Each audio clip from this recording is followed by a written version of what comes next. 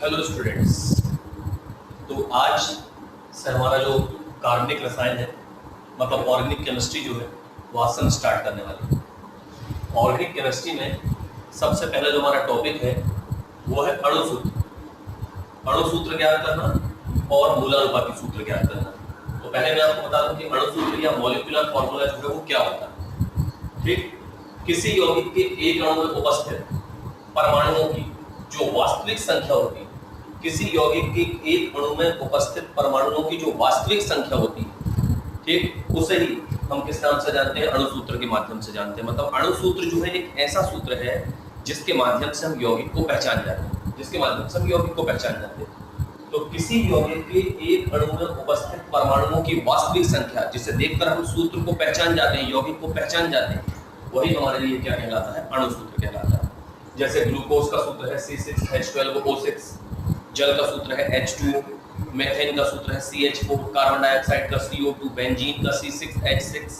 ये सब क्या है? अणुसूत्र है जिसके माध्यम से मतलब हम यौगिक को पहचान जाते हैं। ठीक, तो एक ऐसा सूत्र जिसमें परमाणुओं की वास्तविक संख्या हो और जिसे देख करके हम यौगिक को बड़ी सरलता से पहचान जाए, वही हमारे लिए क्या कहलाएगा? वही हमारे लिए हम कहेंगे अणुसूत्र कहलाएगा। ठीक, जैसे ग्लूकोज का सूत्र है C6H12O6। फिर इसके बाद मूलानुपाती सूत्र अर्थात इंपेरिकल फॉर्मूला, ध्यान रखना है इंपेरिकल फॉर्मूला। मूलानुपाती सूत्र मतलब इंपेरिकल फॉर्मूला। ये क्या होता है? किसी यौगिक के एक अणु में उपस्थित परमाणुओं का सरल अनुपात, किसी यौगिक के एक अणु में उपस्थित परमाणुओं का जो सरल अनुपात है मूलानुपाती सूत्र कहलाता है। इसमें परमाणुओं की संख्या पूरी नहीं होती, ध्यान रखना होगा, ठीक है। सरल अनुपात होता है। किसी यौगिक के एक अणु में उपस्थित परमाणुओं का जो सरल अनुपात है उसे ही मूलानुपाती सूत्र के नाम से जाना जाता है। ध्यान रखिएगा, ग्लूकोज का अणु सूत्र C6H12O6 है, लेकिन इसका मूलानुपाती सूत्र CH2O। ये कैसे आया?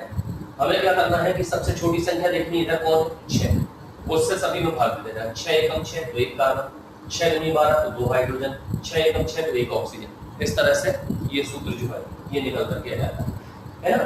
यदि अणु सूत्र को मूलानुपाती सूत्र में परिवर्तित करना है तो सबसे छोटी संख्या से सारे परमाणुओं की संख्या में भाग दे तो निकल के जाएगा। जैसे यहाँ पर सबसे छोटी संख्या कौन है? 6। 6 से मैंने भाग दिया तो 6 एकम 6, 6 दूनी 12, 6 एकम 6, 6 दूनी 12 और 6 एकम 6। ये ग्लूकोज का मूलानुपाती सूत्र निकल करके आ गया। ठीक, यदि मैं बात करता जल तो जल का अणु सूत्र है H2O। अब इसमें छोटी संख्या कौन है? 1। यदि मैं 1 से भाग देता तो फिर से सूत्र क्या निकल के जाता? H2, क्योंकि 1 दूनी 2 और 1 1। तो ऐसी स्थिति में क्या होता? जल का अणु सूत्र और मूलानुपाती सूत्र एक समान होता है। ठीक, तो हमें सबसे छोटी संख्या से भाग दे करके और क्या करना है? अणु सूत्र को मूलानुपाती सूत्र में बदलना है। क्योंकि इसमें संख्या 1 थी, 1 से हमने भाग दी, जैसे का तैसा आ गया, इसलिए जल का अणु सूत्र मूलानुपाती सूत्र दोनों एक जैसे। यदि मैं बात करता बेंजीन C6H6, ये बेंजीन का ये अणु सूत्र है जिसके माध्यम से हम बेंजीन को पहचानते हैं। यदि इसका मूलानुपाती सूत्र लिखना होता तो संख्या छोटी कौन सी है? 6, दोनों 6, तो एक भाग देते हैं 6 एकम 6 और 6 एकम 6। और इस प्रकार बेंजीन का जो मूलानुपाती सूत्र है वो क्या निकल के आ जाता? CH निकल के आ जाता। तो ऐसे अणुसूत्र और मूलानुपाती सूत्र को हम बड़ी सरलता से पहचान सकते हैं। तो आपको ध्यान रखना है कि मूलानुपाती सूत्र जो है वो किसी यौगिक के अणु में उपस्थित जितने भी परमाणु हैं उन परमाणुओं का सरल अनुपात व्यक्त करता है। पूरा अनुपात नहीं, पूरा अनुपात अणुसूत्र व्यक्त करता है ना। और सूत्र को पहचान जाते हैं, लेकिन मूलानुपाती सूत्र जो है वो सरल अनुपात व्यक्त करता है। ठीक है, ध्यान रखना। किसी यौगिक के मूलानुपाती सूत्र को देख करके हम उस यौगिक को पहचान नहीं सकते, केवल अणुसूत्र को देख करके पहचान सकते हैं। तो इस बात का हमें ध्यान रखना है। फिर इसके बाद यहाँ पर अणुसूत्र और मूलानुपाती सूत्र में संबंध क्या है? तो अणुसूत्र बराबर से होता है n गुणा मूलानुपाती सूत्र। अणुसूत्र बराबर से होता है n गुणा मूलानुपाती सूत्र। तो यहाँ पर n क्या है? n एक पूर्णांक है जो 1 2 3 4 5 कुछ भी हो सकता है, 1 से कुछ भी हो सकता है। तो अणुसूत्र बराबर से n गुणा मूलानुपाती सूत्र, n यहाँ पर एक पूर्णांक है। फिर इसके बाद यहाँ पर अपने को कुछ यौगिक बताया है, यौगिक अणुसूत्र मूलानुपाती सूत्र। वैसे यौगिकों की लगभग 10 संख्या आपको तैयार करनी। मैंने 2 या 3 लिखे हुए है ना, मैंने 3 लिखे हुए हैं, एक 2 को बताया। ग्लूकोज का अणु सूत्र C6H12O6, मूलानुपाती सूत्र बनेगा CH2O। एथेन का सूत्र होता है C2H6, इसमें छोटी संख्या कौन है? 2 से भाग दो, 2 एकम 2 और 2 3 6, तो इसका मूलानुपाती सूत्र क्या बन गया? CH3। ऐसे ही मैंने जल लिखा, वहां से नहीं लिख रहा होगा आपको, तो आपको क्या करना है? जल का अणुसूत्र H2 है, मूलानुपाती सूत्र भी वही है, और बेंजीन का अणुसूत्र C6H6 है, इसका मूलानुपाती सूत्र क्या बनेगा, CH बनेगा, 6 से भाग देगा। तो ऐसे लगभग 10 यौगिक के नाम लिखना है आपको, उनके मूलानुपाती सूत्र लिखने, उनके अणुसूत्र लिखने, ये आपका काम। ठीक, अब हम चलते हैं मेन प्रश्न की ओर जो आता है। ये इस टाइप का क्वेश्चन जो है ये हमें पेपर में दिया जाता है, इसलिए हमें ऐसे प्रश्नों को अच्छे से तैयार करना है। एक सवाल मैंने समझाया बहुत ही महत्वपूर्ण है, ठीक, और ऐसे बहुत सारे सवाल 11वीं की बुक में पहले ही अध्याय में दिए गए, उन सवालों को आपको हल करना है। जो सवाल आपके समझ में ना आए उस प्रश्न को लिख करके आपको सेंड कर देना है, मैं आपको उसका आंसर भेज दूंगा। तो इस सवाल को आप बहुत अच्छे से समझें। इसमें मूलानुपाती सूत्र और अणुसूत्र ज्ञात करना है, जबकि किसी यौगिक का हमें क्या दिया गया हो, रासायनिक संगठन। जब किसी यौगिक का रासायनिक संगठन दिया हो तो उस रासायनिक संगठन को देख करके कैसे उसका सूत्र ज्ञात कर सकते हैं। तो चलिए शुरू करते हैं। इसके लिए हमें एक श्रेणी बनानी पड़ेगी। इस श्रेणी में 3 चीजें आपको पहले से ही दी जाएंगी, या हो सकता है 2 चीजें दी जाए, तीसरी आपको ध्यान रखनी है। आप देखिए यौगिक में क्या दिया है, कार्बन का प्रतिशत दिया है 40%, हाइड्रोजन का प्रतिशत दिया है 6.6%, ऑक्सीजन का प्रतिशत दिया है 53.34%। ये 2 चीजें तो आपको दी जाएंगी। परमाणु भार आपको खुद से निकालना पड़ेगा। कार्बन का परमाणु भार जानते हो आप 12, हाइड्रोजन का 1 और ऑक्सीजन का कितना, 16। तो इस तरह से ये परमाणु भार निकल जाता है। तीसरा जो खंड बनेगा वो बनेगा परमाणुओं की आपेक्षिक संख्या का। परमाणुओं की आपेक्षिक संख्या, उसको कैसे निकालना, प्रतिशत मात्रा बटे परमाणु भार। प्रतिशत मात्रा कितनी, 40 बटे परमाणु भार कितना, 12। 12 से 40 में भाग देंगे 3.33 उत्तर आएगा, भाग देके आप देख सकते हैं। ठीक, फिर यहाँ पर प्रतिशत मात्रा 6.66 बटे में परमाणु भार कितना, 1 से भाग देंगे उतना ही उत्तर आएगा। फिर इसके बाद यहाँ प्रतिशत मात्रा 53.34 और बटे परमाणु भार 16 से भाग देंगे 3.33 आएगा। और इस तरह से हम ये कहेंगे कि हमें परमाणुओं की आपेक्षिक संख्या मिल जाती है। अब क्या करना है, अब इसमें सबसे छोटा कौन है, इसमें सबसे छोटा कौन है ये अपने को देखना है। जो सबसे छोटा है उससे सभी में भाग देना। तो ये इन तीनों में सबसे छोटा अपने को 3.33 ही दिख रहा है, तो 3.33 से सब में भाग देना। तो 3.33 बटे 3.33, 6.66 बटे 3.33, 3.33 बटे 3.33, और इस तरह से भाग देना।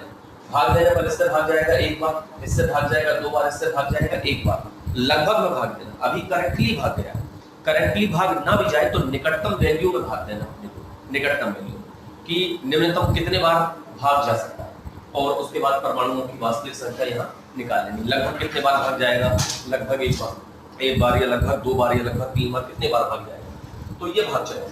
ये मिल गई परमाणुओं की संख्या।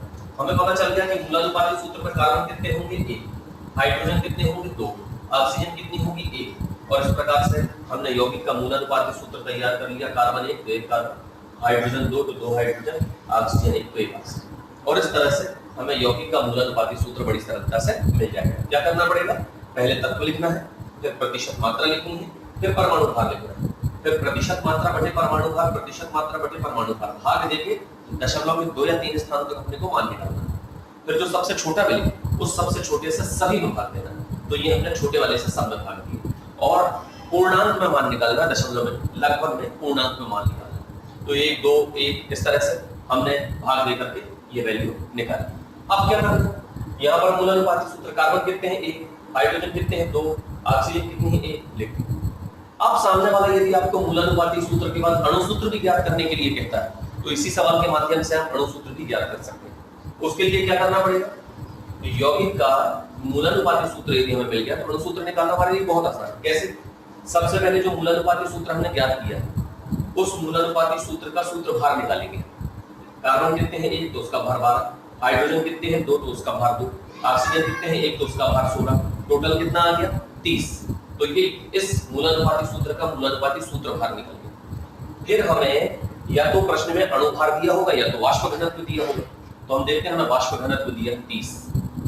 तो इस तरह से चूंकि वाष्प घनत्व कितना है 30, तो हम यहां से निकालते हैं अणुसूत्र भार।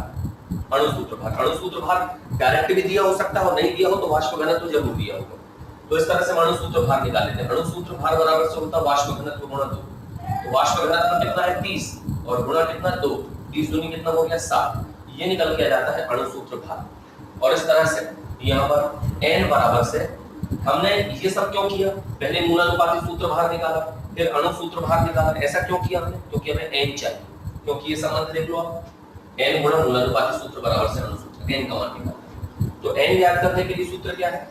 n ज्ञात करने के लिए सूत्र है अणु सूत्र भार बटे मूलानुपाती सूत्र भार। अणु सूत्र भार बटे मूलानुपाती सूत्र भार, ध्यान रखना।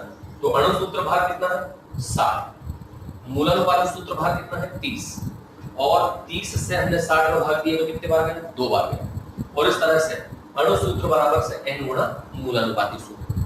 तो मूलानुपाती सूत्र जो है वो क्या है? CH2O, ये हमने निकाला CH2। और n की वैल्यू कितनी निकाली हमने? 2।